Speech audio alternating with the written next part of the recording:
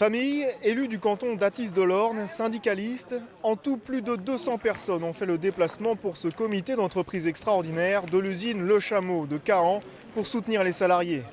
Les deux représentants de la direction, nommés il y a quelques semaines, annoncent la terrible nouvelle aux 55 salariés. Ils sont tous licenciés pour motif économique. L'ensemble de la production sera délocalisé au Maroc. En cause, une perte de 6 millions d'euros de chiffre d'affaires selon la direction. Une baisse de chiffre d'affaires, c'était tout à fait normal.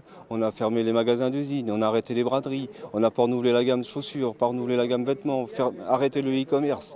C'était obligatoire que le chiffre d'affaires baisse.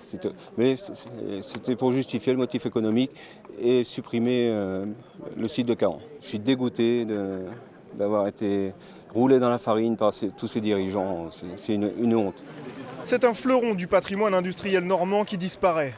Depuis 1927, Le Chameau fabrique des bottes haut de gamme, montées à la main. En 2012, le fonds d'investissement britannique Marwin rachète l'entreprise à la Fuma. Depuis, une partie de la production était déjà partie au Maroc. Depuis plusieurs années, le site de Pondilly correspond à un niveau de production extrêmement faible pour Le Chameau, que, en l'occurrence, le Chameau, à raison de ses résultats, de la tendance de ses ventes, n'est plus à même de supporter aujourd'hui.